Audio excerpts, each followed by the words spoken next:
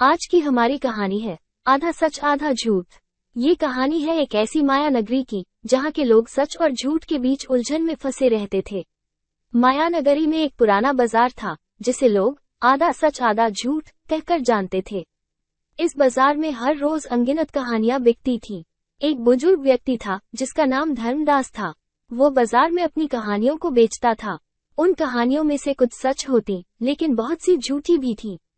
लोग उसे देखकर आते और उनकी कहानियों को सुनकर हंसते भी थे और सोचते भी थे। एक दिन एक बच्चा उसके पास आया और पूछने लगा, दादा, ये सब कहानियां सच है या झूठ? धर्मदास ने हंसते हुए कहा, बेटा, जिंदगी में कुछ कहानियां सीधी होती हैं और कुछ ठेठ होती हैं, लेकिन बहुत सारी ऐसी भी होती हैं जो आधा सच और आधा झूठ होती हैं।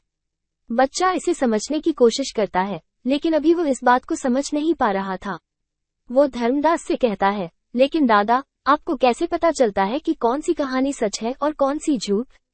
धर्मदास ने अपनी आंखों में एक आंसू देखकर कहा, बेटा, कभी कभी हमें अपने जीवन में झूठ से ही आदतें बना लेनी पड़ती।